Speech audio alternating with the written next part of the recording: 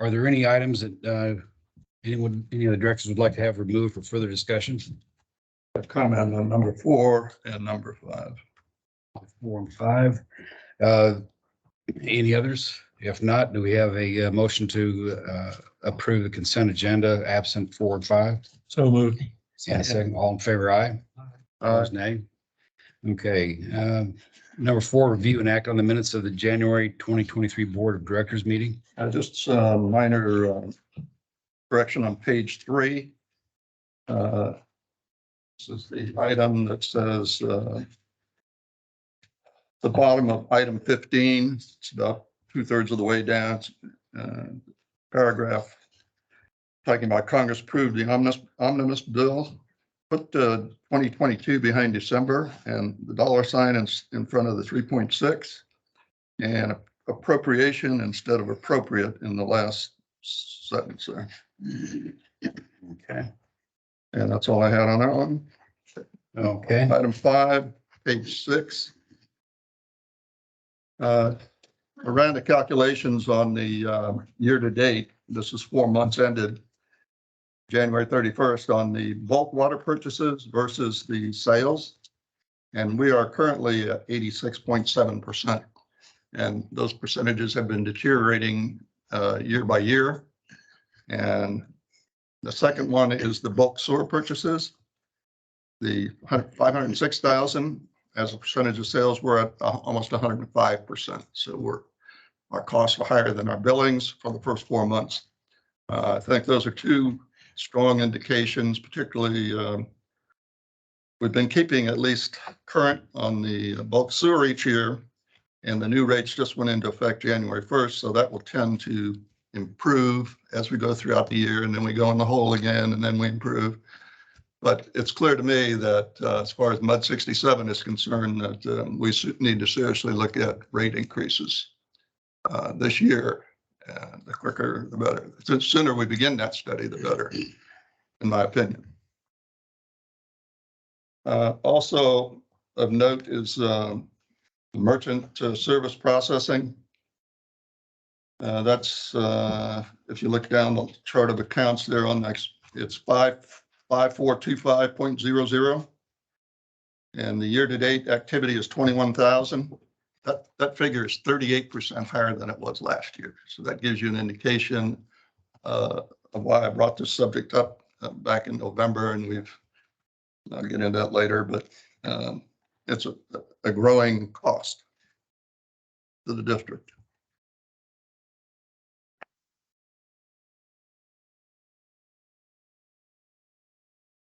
Page 11. In the audit report that you've received, talking about the bonds payable now, this is under liabilities, the last line item. The audit report shows bonds payable of $17,360,000, and that includes the bonds that we've recently sold to the state of $6,550,000. The problem is they're not reflected in our monthly financial statements. And so I've had a discussion with Maureen today. This ties in with the issue of expenses that are starting to come in now for the project for the we're calling it, or she's calling it, capital projects. We've had $8,845.50 worth of fees. Those, turns out those are all legal fees at this point. Those are per series of billings. But going forward, there's a whole series of issues and questions that have to be resolved in my mind. And what I recommended to Maureen is that you contact the auditors and explain to them precisely what the flow is, namely that we're going to use up our bond funding first, then we're going to use up our cash that we have, and then lastly, we'll use up the 1.1 million grant that we received.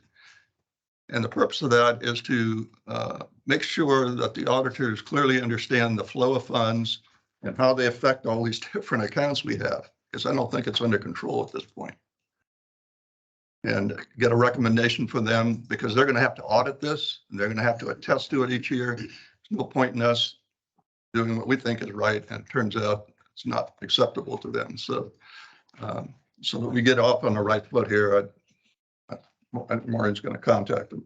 And Paul, just to kind of expand on that, so as part of the audit process this time, we did provide them with a copy of the joint interlocal agreement between the parties. And that within that, it does list what the flow of funds are and how, money moves from the escrow all money moves from the escrow into the construction account, and all invoices are paid out of the construction account that go out, so that you can keep track of what all those are for both bookkeeping for the Texas Water Development Board, because we have to do a final audit through them, as well as for our auditing purposes. So that is something that we're working on to make sure that all the various expenses that are paid out are in accordance with the terms of that interlocal agreement. And rather than just capital outlay, those need to be delineated, legal, engineering, clearing, whatever. I mean, we need some definition, because those are going to go into the quarterly reports that are going to be prepared by San Jacinto River Authority. That's going to all the MUDs involved in this process. I can request them. Yeah. No problem. Particularly, we need to get that 6.5 million 550 on the books. That's a real liability, and it's not reflected. Okay. It's on page 9. It's 6.299. That was the net of the bond proceeds. Say it again, which one? Page 9. There's another fund created just for the Bear Branch project to show the balances of the different fund sources. Yeah, I understand, but that's not the liability for the bonds we sold. What happens when we start paying those back in 2024? The first $235,000, what are they going to do with that? Yeah, so you need a liability to reduce. Okay. Okay. All I have. Okay, then do we have a motion to approve the minutes So moved. and a second? All in favor, aye. Aye. Opposed, nay. Okay, then number 5, the financial reports. Do we have a motion to approve So moved. and a second? Second. All in favor, aye. Aye. Opposed, nay. Okay, tax collector's report. Jeannie? No, we already did those. Oh, wait a minute. Yeah, regular agenda. Receive the San Jack report. Good afternoon. A few items to briefly highlight before Dan and Ed get to the bulk of it. If I could have you flip to page 39, I want to talk about the water loss real quick. So with this item, it came up at the trustees because actually we had found it just week prior. But what you're looking at on the far left-hand side, MOR is a monthly operations report. So this is a report that we have in your packet every single month. The numbers you see, that's the water loss percentage that we have reported for the past year, past 12 months, right? Number to the left of that is the unaccounted for water. So what that is the far left column, the far right column was incorrect data.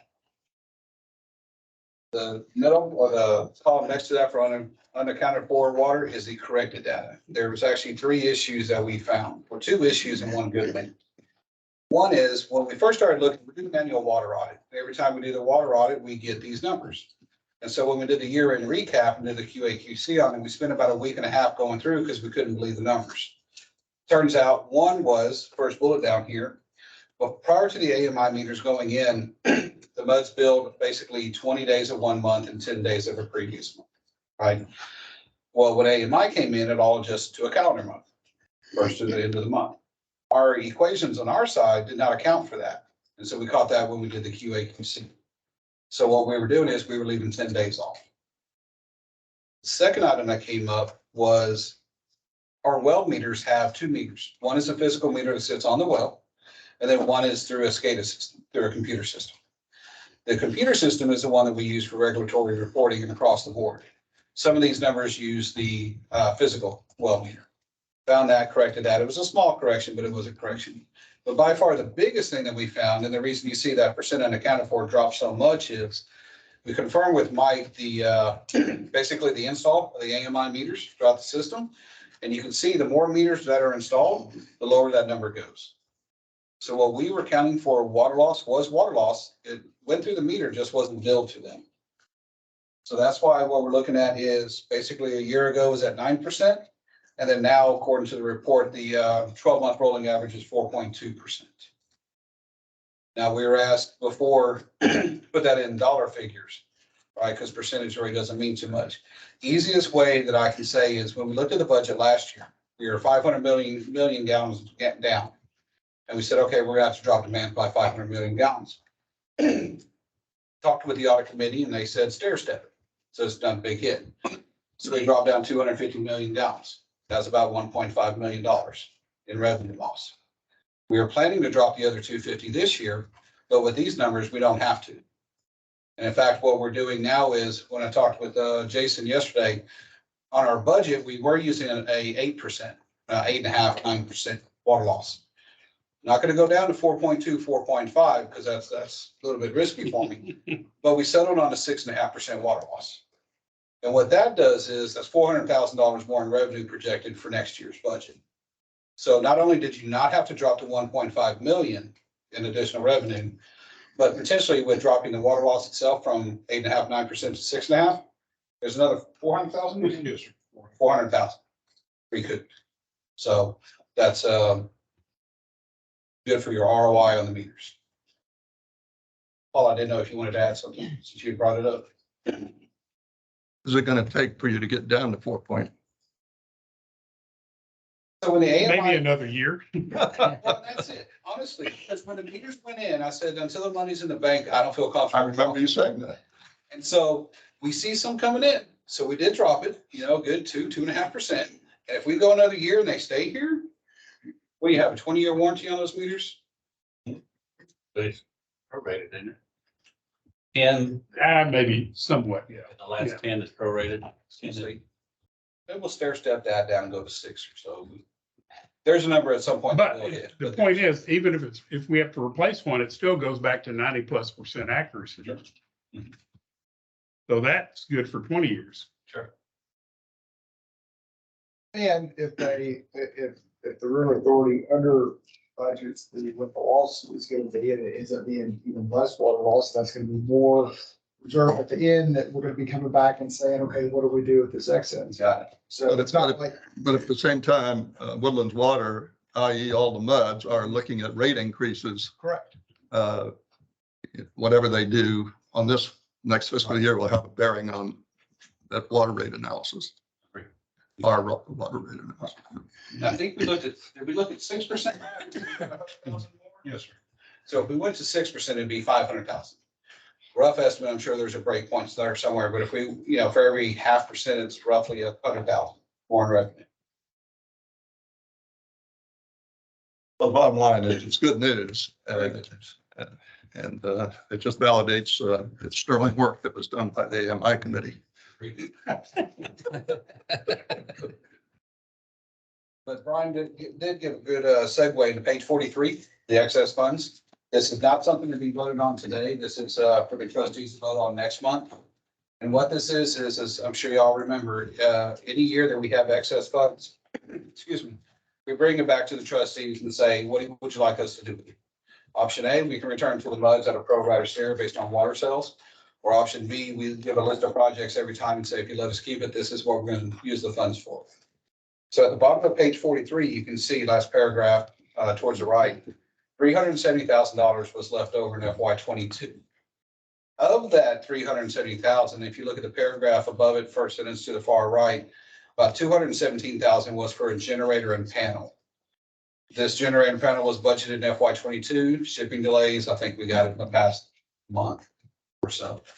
And so what we're asking for first project is, since that generator was already budgeted in FY22, and that's part of the excess, if we could just keep that money to pay for the generator. So of the $372.17 for the generator and panel, the other $150 is for a rate model. The Woodlands Division does not have a rate model. We actually have multiple budgets. At the end of the day, we merge them into one, but we have a water budget for the water system, wastewater budget, R&R is included in those two as well, but we also have to do some work on the bonds that we're proposing as well. Right now, when we have to do this work, it's our accounting department goes through and has to specially make basically mini rate models every time somebody wants to look at what's the rate in 5 years? What's this, if I change this number, what does that do to the rate in 10 years or so? So what we're proposing is to use, excuse me, the remainder of the funds, which is give or take 153,000 for the rate model. Now, full transparency, that is not the total cost of the rate model. The rate model, I believe, is right at 200,000. Give or take. I hadn't Oh, you seen know, it, so I thought it was 175, maybe 175. in that range. It's more than 150. More than 150, there you go. So this doesn't fully cover it, but this is not a one-use item. When this rate model is done, we're setting it up for 10 years. So what the hope is in 10 years from now, we can just update it rather than create it from scratch. But as y'all know, we are asked occasionally, what does the rate look like in 5 years, 10 years? If you issue a bond, if you do R&R, rather than creating it, this will help us do a lot quicker, better, faster. I think, Jim, you had said there's a benefit to y'all side too. Yeah, for us to know what the wholesale water and sewer rates are projected to be over X number of years. Big plus for us. No voting today, that is for the trustees. Few more items, what you'll find in here towards the end of end of our, yes, I'm sorry. So Chris, I thought this was reviewed with the audit committee, and I thought the audit committee said, let's proceed on these bases, right? Correct. Trustee still has to have votes. So at the next month's trustees meeting, the audit committee will make their recommendation. Trustees will vote. I just try to make sure everyone knows what they're voting on next month. Okay. Transparencies. But this allows you to go to the next step with setting this item first, right? Yes, sir. Okay. Segue into the next item as well. We did meet with the audit committee. Days blurred together. I think it was last week or the week before. And we talked, like we do every year, about budget guidelines. So you're going to see a presentation in here called budget guidelines. Part of those budget guidelines, we back up, the budget guidelines basically say we're seeing electrical increases, utility increases, we're seeing chemical increases. This is what we're seeing basically with commodities.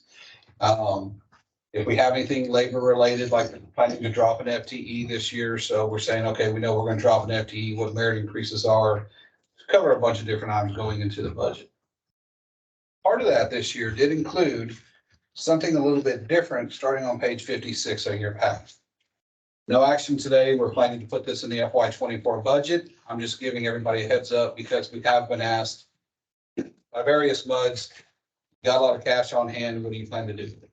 So this kind of breaks down a lot of it. So when the strategic plan started, we put a lot of projects on hold because we don't want to put money or assets in the ground only to rip them up. So since there's a relatively defined approach going forward for a strategic plan, we said now is a good time to do what I call the funding roadmap. This is only for existing cash on hand. When do you plan to sell the bonds and all that stuff will come later. Some of that next month. So page 56, future facilities. These are funds that the River Authority received from the various interim accountings, last being the 6th of 2017. As a part of that, there's 2 projects approved, the GST, which has been built and paid for.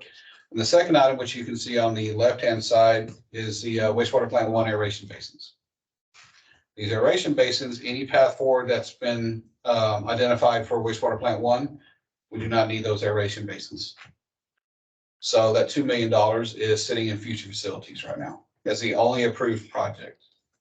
The total amount of funds in future facilities is 4.6 million. So part of that 4.6 is from the $2 million. Part of that is left over from the GST. And then when Howard Hughes purchased capacity for Research Forest and Woodlands Park Range 2978, asked the county to put it in here rather than into the R&R where it's per resolution it should go. But I asked them to put them in here so it'd be easy for everybody to see. The proposal for this 4.6 million is to fund the EST number 6. It's still new capacity. It's a brand new elevated storage tank that's needed around 2027. And so the proposal will be to use that 4.6 million to pay the majority of that project. Now I'll tell you, the hope is Howard Hughes still has more capacity to buy on 2978 Woodlands Parkway. When they pay for that capacity, which is about $3 million more, it'll fully fund the EST projects. That way, there's nothing that goes into the R&R rates or anything else. Cash comes in, builds new capacity, funds left over, goes into R&R, so you don't have to tag on. Next item, on page 57. This is the R&R fund. So in the R&R fund, Lift Station 5's force main has been sitting out there for a number of years at just over $5 million. With one of the items that Dan's going to talk about out of the strategic plan is do the conveyance PER.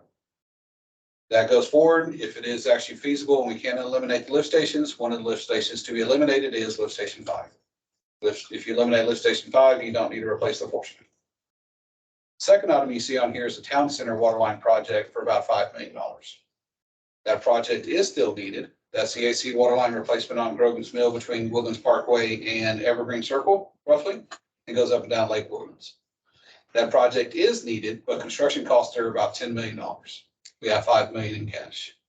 The proposal that you're going to hear next month, we've talked about for the last year, maybe two, is to bond fund the AC water lines. So what we're going to propose is that the $10 million that you see here for these two projects are transferred and you use $5 million of it for land acquisition that Dan's going to talk about here in a minute. That's going to be the land acquisition east of wastewater plant 1 between the plant and Golden Road. Land value is about $4 million. We accounted for some negotiation about roughly $500,000, and then any legal and consulting and everything else, possible eminent domain, whatever it may be for the other $500,000. Then the second half is that $5 million for conveyance. Part of this is to buy the land that's north of wastewater plant 1. That's where the main gravity conveyance is going to go down, basically go down Golden Road. The other part of it is when we look to eliminate the lift stations, we don't have all the land. We don't have all the easements. We're going to use everything we have out there, but we're connecting lift stations through sewer lines, and you're going to have to go through land that's probably golf course related. We don't own the land. So what we're proposing is to use the other $5 million of this $10 million cash on hand to buy that land as well. That won't be right now. That'll probably be towards the end of PER, I'd imagine, of conveyance, once we know the actual route. Yes. You have to buy that land? Can't you work as some sort of an easement with them? We can look at an easement. It's just depending on the land, but there's still going to be legal costs and everything else. The bulk of it, though, I would imagine would be the land north of Golden Road, because that's maybe 10 lots, roughly. Yeah, that's a 500-foot wide forested strip. Yeah, 500-foot wide. It's maybe a quarter mile, 2,000 feet. But at the end of the day, if we only need $1 million of it, the other $4 million stays in R&R. We just use it as cash flow.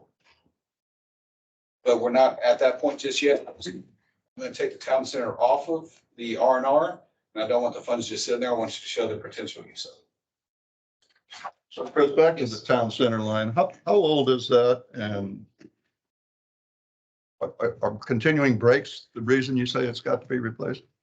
Partially. So, next month, we're going to present the project plan, and that's what I was doing this morning, is putting all the data together. The AC lines in the Woodlands were installed between 1974 and about, on the higher end, I think about 1984, 1985.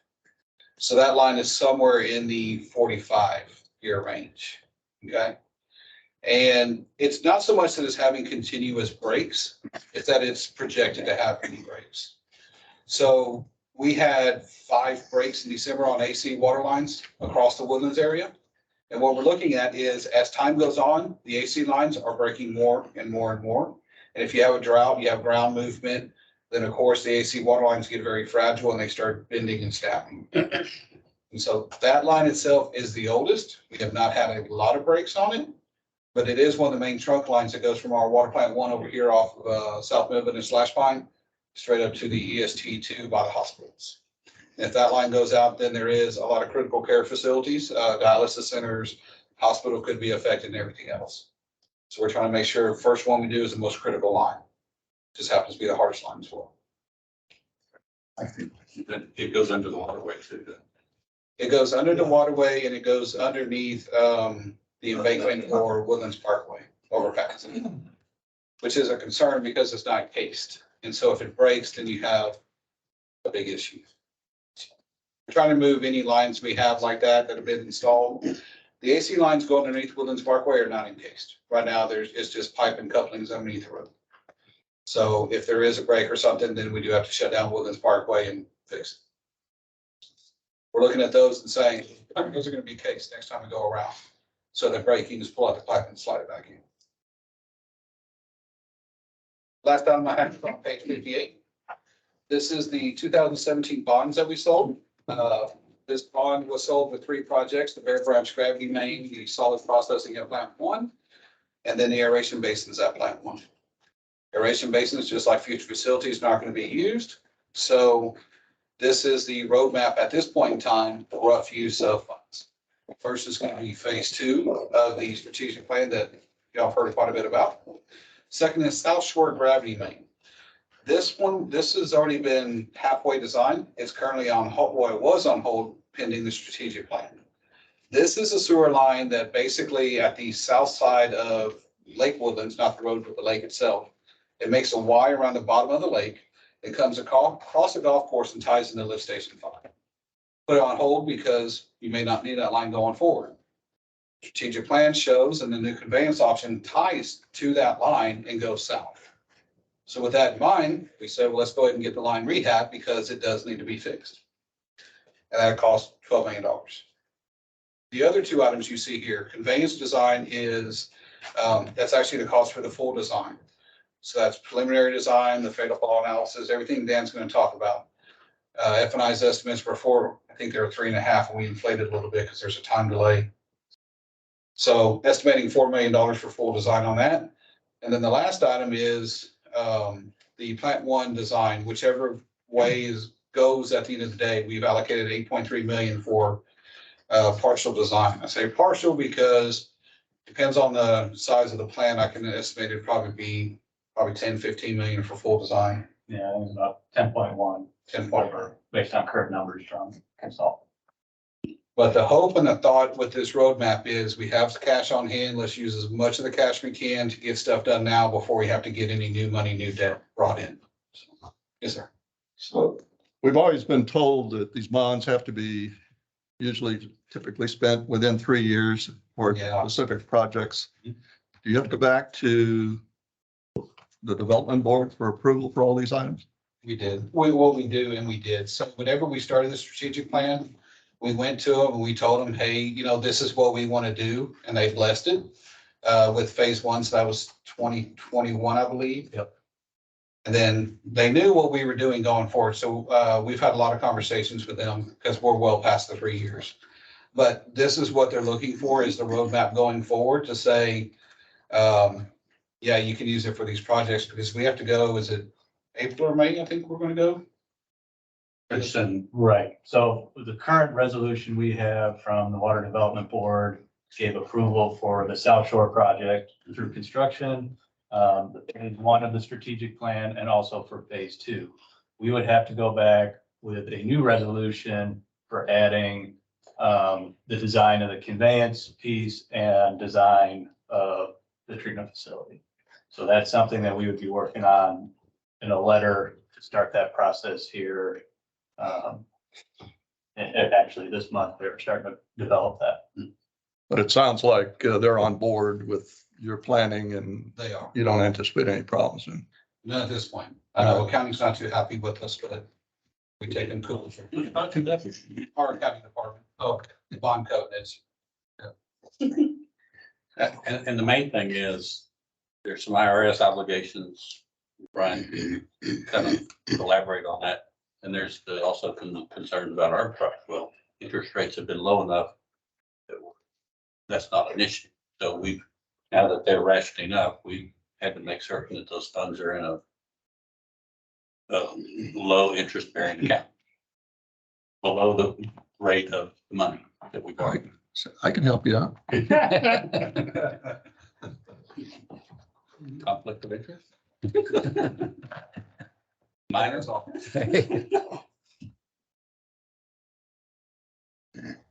Any questions for Chris? Thanks, Chris. Let me cover the infrastructure funding real quick. Yeah.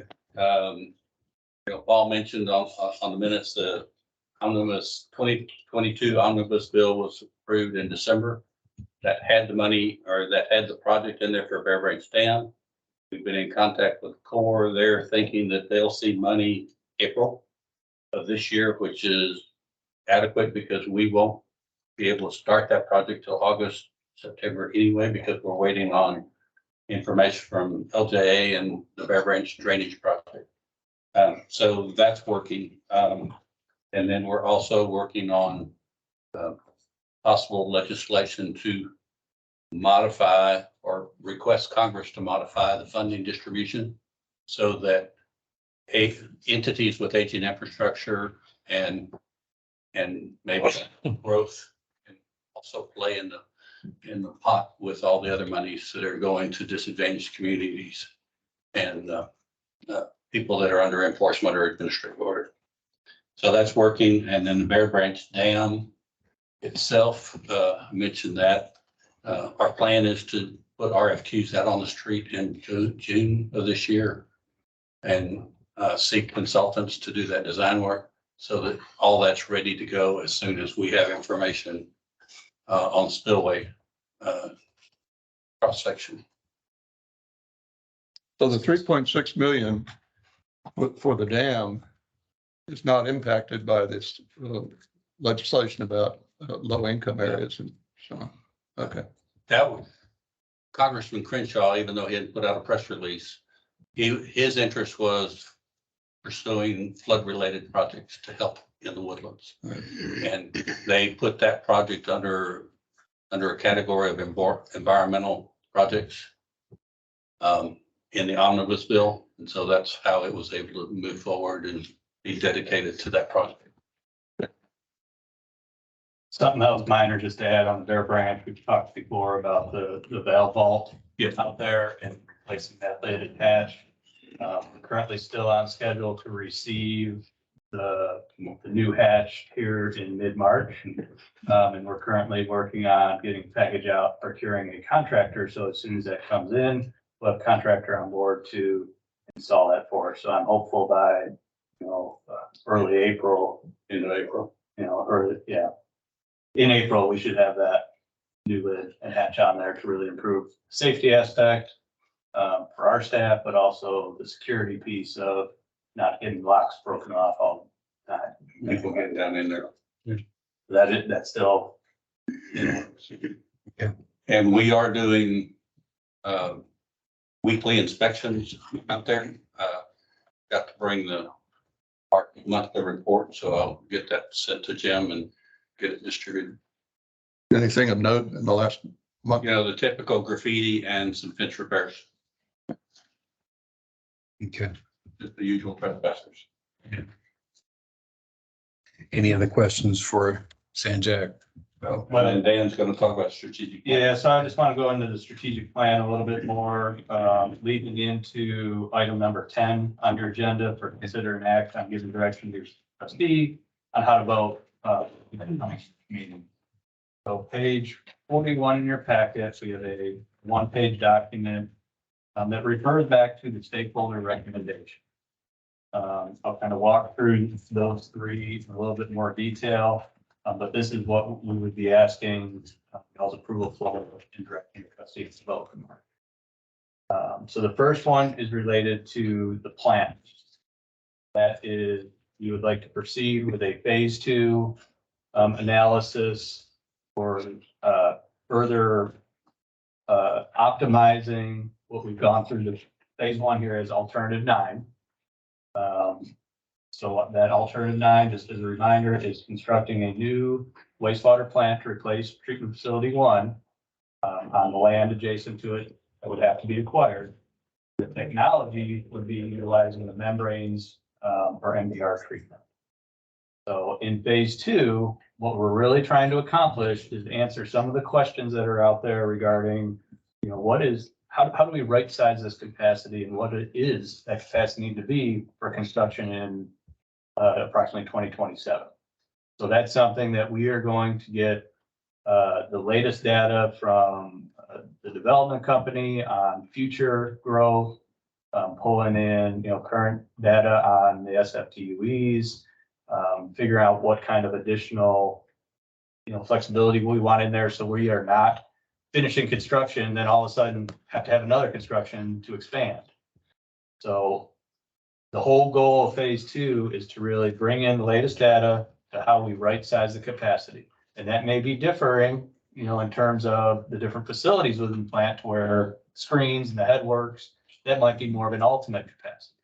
And you would build for, future flows to where it really comes down to the membrane, where that could be built in potential phases in modules, where in 2027, we, should build to X amount. And then hopefully we can get by for 10 years or so, and then maybe add a couple modules and additional MGD or two to that. So those are the kind of analysis that we're going to really look at, and our consultant look at in more detail in phase two.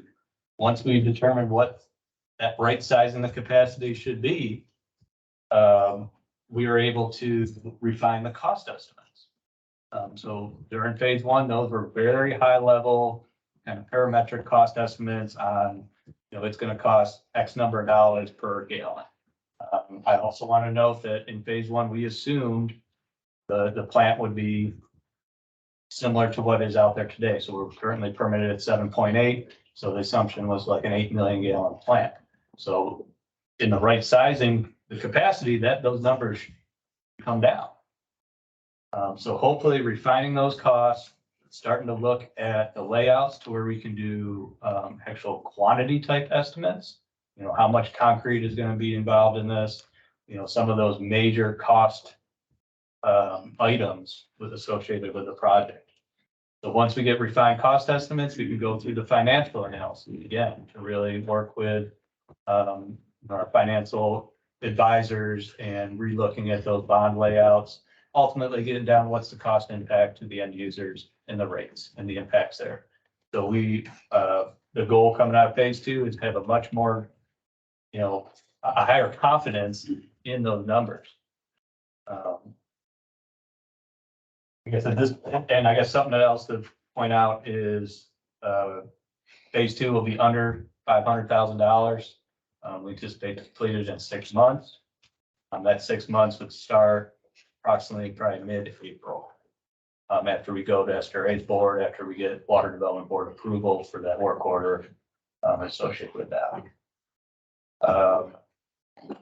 I guess I'll pause there to see if there's any questions on that bullet point recommendation. So Dan, I know there was some discussion about during this phase two, should you discover that costs are significantly higher than what we had anticipated, that there was an option to change direction and go to the alternate. So phase two, the way it is currently laid out, we would just be looking at alternative 9. But at the end of phase two, if there's a large increase, like you say, then yes, there would be a point to where, all right, do we need to relook at any other alternative again? The goal would be that those costs would come down. But yes, there would be another kind of pause, stopping point, are we still on the correct path? I understand that's a goal, but I also want this board to understand that, or to know that we're not locked in. Correct. Yeah. And we're not asking for, any additional bond funds at this point in time. That is still further out, like Chris explained. We have the funds essentially in the bank to go through these, next phases. Yeah. The second bullet point on here, stakeholder recommendation, is tied to the land acquisition. You may recall that as we narrowed down the alternatives in phase one, the final 4 alternatives still required that land east of Golden Road. And it was a common aspect across all the remaining alternatives. So we feel confident in that and would like to proceed with that land acquisition specifically for the facility. As Chris mentioned, we're probably at least a year plus out from determining what we need for land acquisition on the inside. But we want to get started on the plant piece and getting appraisals, the legal team on board, surveys, etc. Third bullet is associated with that conveyance alternative. And we'd like to start the preliminary engineering for that and the conceptual aspect coming out of the phase one strategic plan was that should be able to remove up to 5 lift stations from our system. And there's great value in that. But that was a very high level concept. So we would take a, an approach that in the beginning of the preliminary design, we need to do a route analysis. Are the flow lines going to work out? Is there some sort of fatal flaw that was not looked at in the conceptual aspect that would change direction on that conveyance piece? So yes, we have funds planned through preliminary and final design, but that will be taken in steps and milestones to make sure we are going on the correct path and we're not missing something. Those are the 3 recommendations associated with the agenda item I'll have today. I do want to point out there was a memorandum from Precinct Nichols that we handed out. We received some comments from other MUD directors regarding the membrane technology. So I wasn't planning on going through this in detail with y'all today, but please let me know if you have questions or further comments. But this is addressing, hey, how many manufacturers are there that actually manufacture the membranes? Where are they located? Where would we get spare parts? Where would the field representatives be coming from? Is there other risks associated with going to that technology? How would we mitigate them during that design process? So I encourage you to look through that and let me know if you have a question. I think that's all I have, and I'll open it up for questions. Okay. Any questions for Dan? Thanks, Dan. Yeah. Okay. Then moving on to number 10, consider an act on giving direction to trustee how to vote on wastewater treatment plan, strategic plan.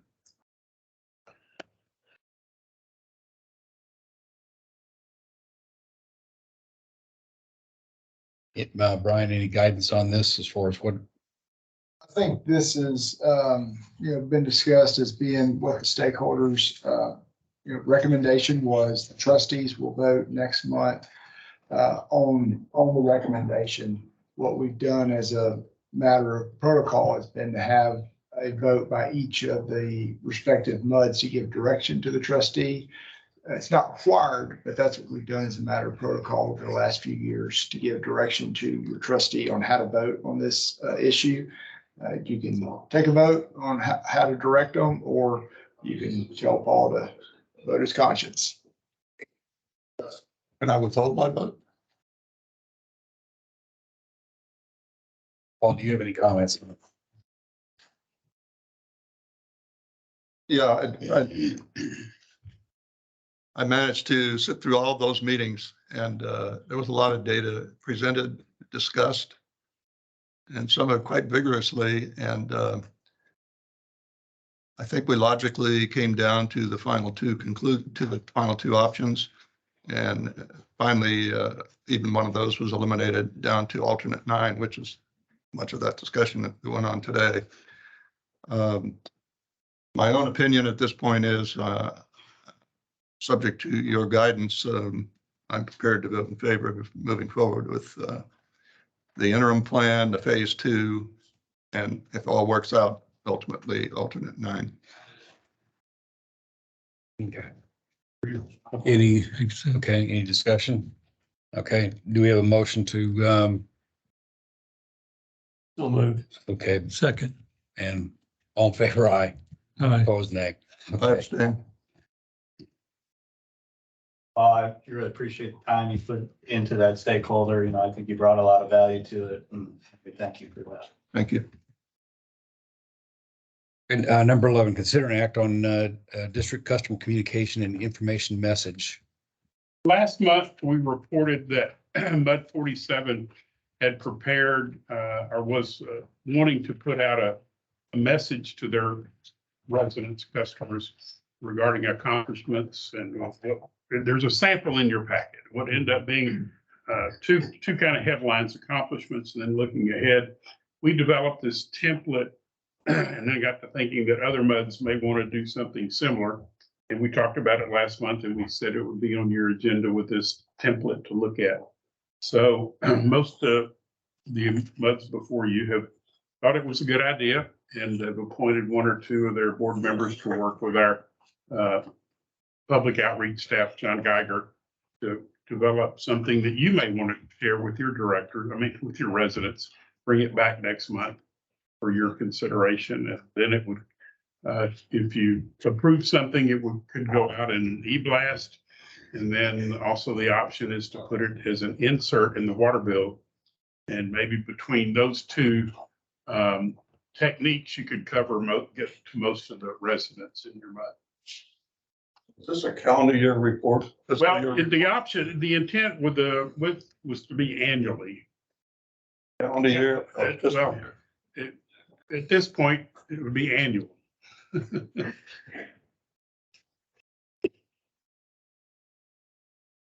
Annual starting when? Starting next month Okay. for you. And most of the other months as well. So with two people viewing the proceedings of this meeting last month in MUD 67, how effective is this going to be? I think the water bill, not that everybody looks at their water bill, but I think that's the best communication. But it's interesting, for MUD 67, how many actually get a paper water bill? Many of our customers choose to get their bill electronic, which is just a bill. It would not be any other information on there. I get it both ways, so. More than half get e-bills. 1,200 out of your So less than half get a paper bill. 1,000 versus 1,200.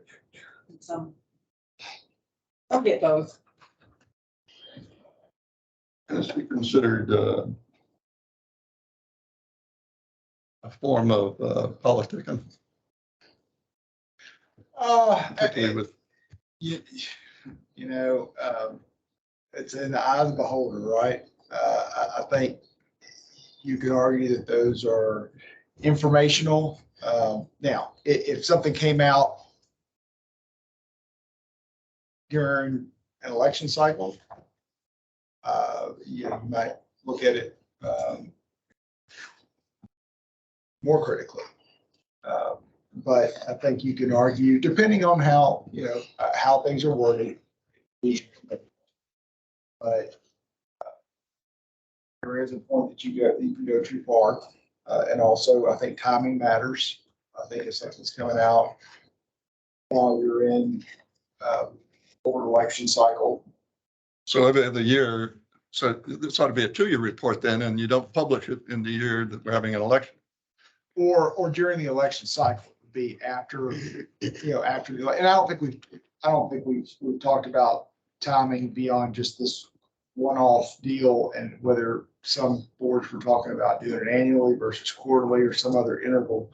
But I think we would have to talk about timing as we move into an election year and whether it would really be appropriate to have something that could be construed. Again, it depends on the content, but if it's something that can be construed as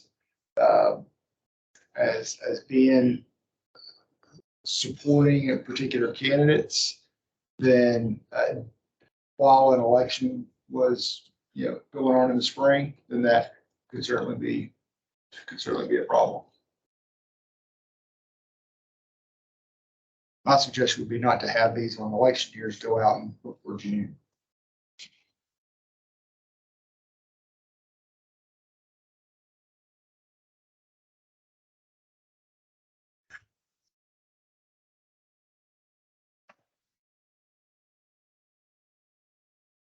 Kind of sensing there's not a great deal of interest by the board to put this out.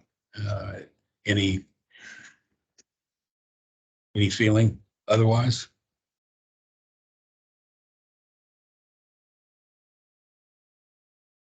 Do we just table the matter? Yes, sir. Okay. Let's do that. Number 11 is tabled. The attorney's report. No general items to cover under the attorney's report.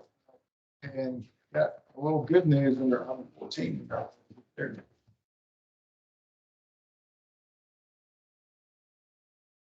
Okay.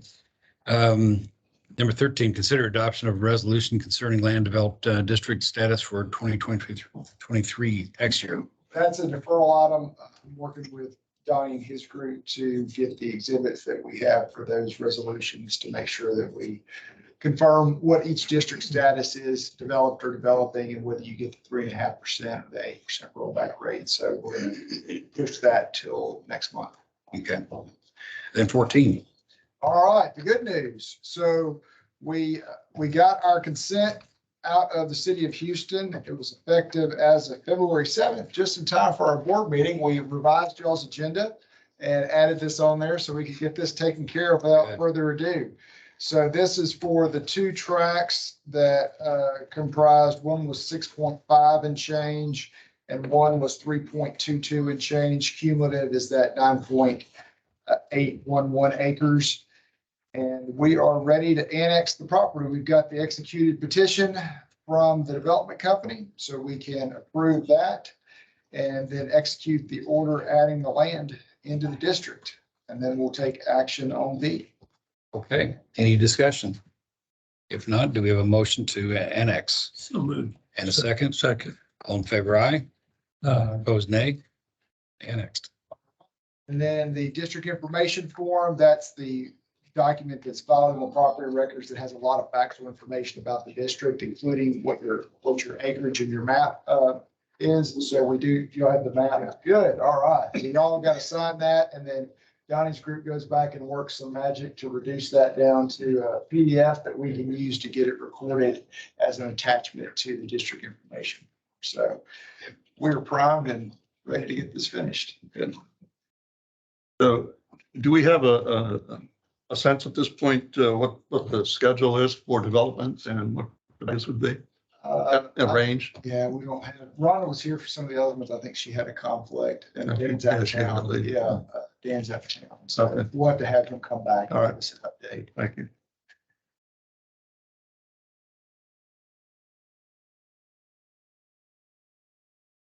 Okay, 15 We need action on 14B. or 14, 14B. Do we have a motion to that? So moved. And a second? Second. All in favor, aye. All right. Opposed, nay. Okay. That's all I have. Okay, 15, receive an update regarding the status of Bear Branch, Panther Branch, Branch Improvement Project. You have this one-page update, your slates.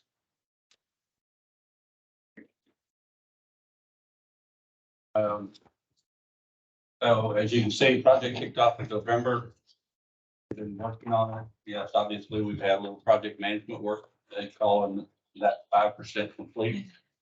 And that they're 25% complete on task 1102, existing condition hydraulic modeling, mainly Donnie, that survey.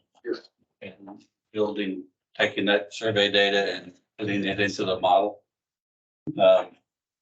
Billings so far 7%. And are we still working through contract issues so you can get paid?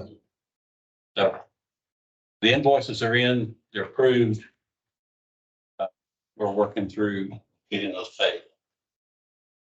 Any questions? I guess just one thing I wanted to ask, are y'all satisfied with kind of this one-page summary format or something else you would like to see on that? This is something we plan to continue throughout the project, so want to make sure you're providing the correct information. I like the one page. Too. Yeah. I like one page as well, but this doesn't really answer the questions that I would have. I would like to have a budget in one column and the expenses in another and an estimate to complete, or we don't need to have an estimate to complete every month, but so that at least I can track how we're doing. Okay. This is way up here. 16% done. Okay.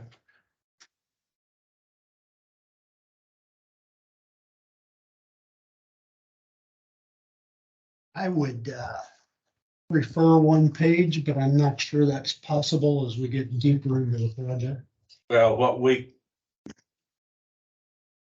some of this stuff would come off, we probably put all the stuff you're asking for on the back.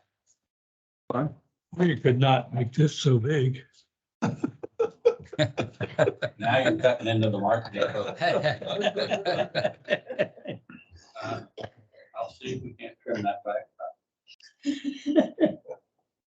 But anything else?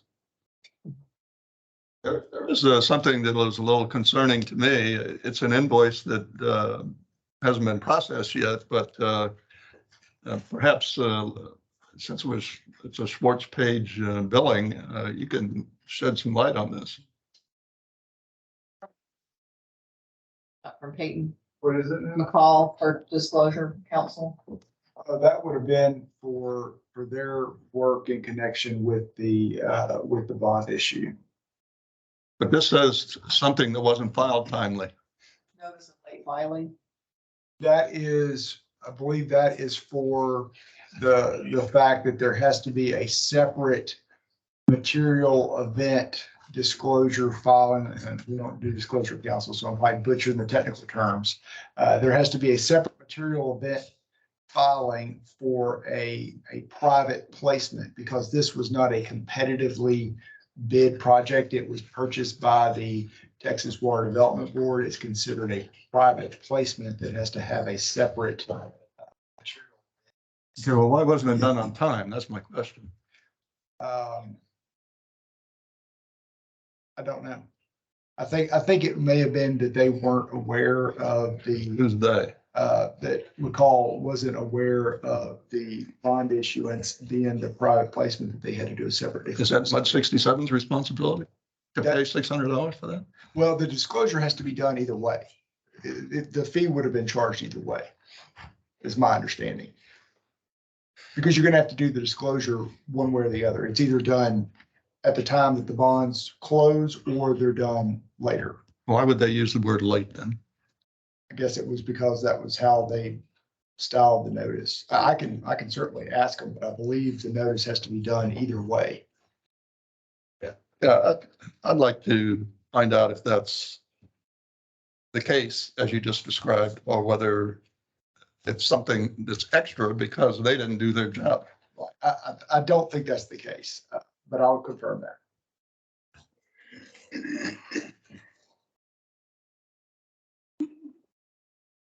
Okay, anything else? If not, Jim, General Manager. First thing I want to pass around is a photograph. What you're going to be looking at is a 24-inch diameter storm sewer with a couple of pipes running through the center of it. And for those of you that traveled Research Forest Drive and Cochran's Crossing near the intersection there that was underwater a couple of times during the recent heavy rain events and stayed underwater for an extended period of time and had to be blocked off by the county if you happen to go through there, which I did. Well, we went in and trying to figure out what was going on, and we found out that this pipe was clogged with limbs and debris, but it was clogged due to fiber optic being drilled through the center of the pipe. We found something very similar, Mike, over on that drainage ditch by the college. Somebody drilled right through our property. These underground boring machines can be very harmful to underground non-pressurized pipe systems.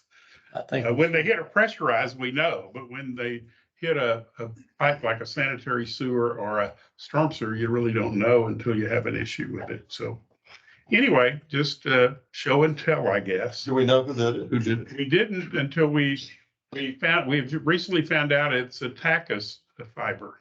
Oh, surprise. Both of them? Well, There's actually three pipes. There. You Yeah. can't see the third one. So an orange, a blue, and a green one, I believe. so So this is post, Done about a year ago. I know, but if the discovery is since we made that approval on Wednesday's trustees meeting. yeah, this will be handled in a completely different arena than that.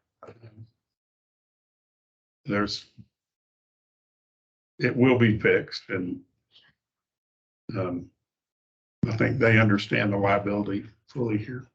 How do we know there isn't multiple cuts? That's just one location, right? Oh, you can be assured there are, but just when will you find it? I mean, how do you discover that ahead of time to say, or do you just go in and fix it all? Well, we will do what's called a point repair here, go in and dig it up and fix that.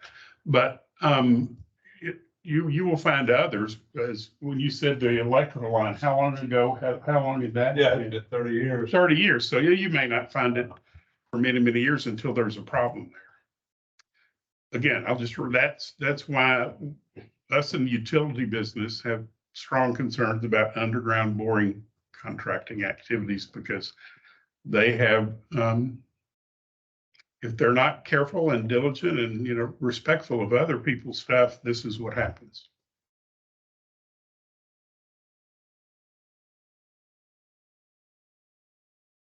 So moving on, Just from, yes.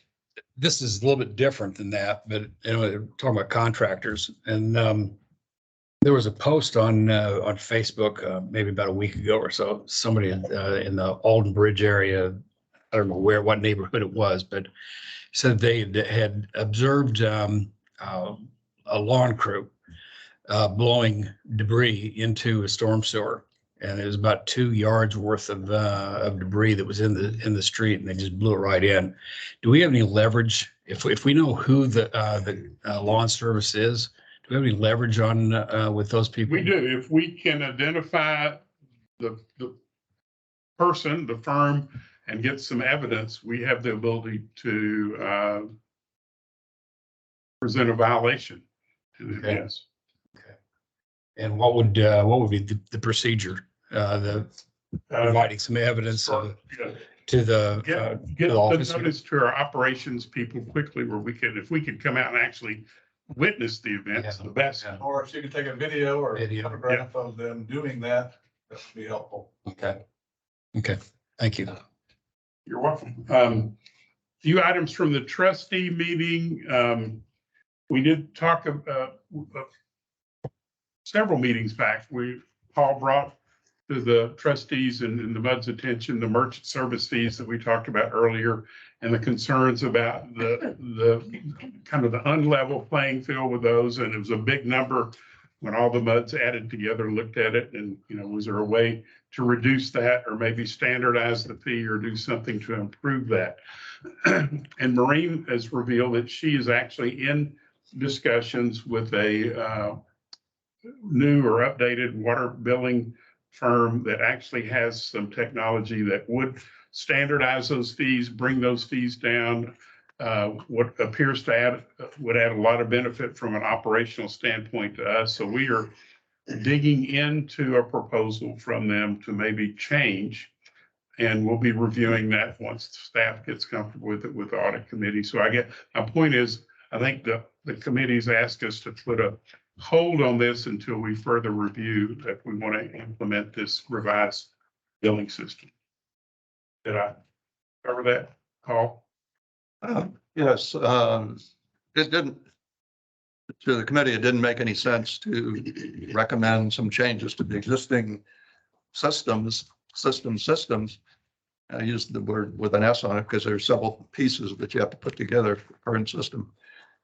And then turn around and adopt this new system and then have to either amend or change to some extent what you've already done. There's a lot of moving parts, and it didn't make sense to do that. So we're going to wait until we finalize this, and if it's a go, then we'll act accordingly. If it's not, then we'll go back to the original plan. So that's it. Very good.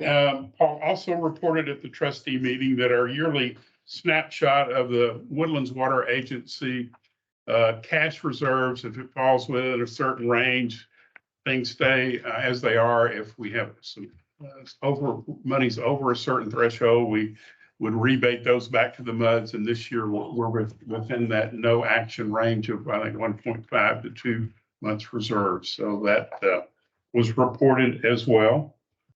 In your packet, you may have noticed a couple of letters, one from Bob letters regarding the Woodlands position 7 on the Lone Star Groundwater District that's vacant. Bob Lux had sent a letter recommending that the candidate that was elected to that position be appointed. And then we got a response back from the Lone Star Groundwater District. So for your information, we had a nice compliment in our packet email from a customer regarding Diane Ayers. That was very nice to get that. And then we reported that we had a personnel committee meeting prior to the trustee meeting where we were reviewing special focus projects for the general manager and the staff for the coming year. That was discussed with Eric Peterson and myself, and the committee's fine tuning that list. So we'll get that finalized at some point soon, I think. And that covers my report. Okay, thank you, Jim. Any questions for Jim? The trustees report, Paul, anything to add? I think on page 79, this is that report about Oak Ridge North, the first water sewer rate increases since 2015. And I think that's about the time we last changed our water rates. So it's kind of interesting. And it's hard to figure out what the percentage increases are based on these things. But one of the things that you can calculate, it's the end of the first paragraph. It says commercial water usage increased from a base of $34.49 to $50. That's a 45% increase. So that's what you look at when you wait 7 years, 8 years to look at rates again. Another thing that was interesting, this paragraph that says also passed was a resolution to include the word for debit cards, processing fees, and this is what we've been talking about here. Is the resolution now assigned a flat fee of 3% on credit card and debit card payments to the city. That's pretty high, and but it's also very local and very relatable. So just FYI.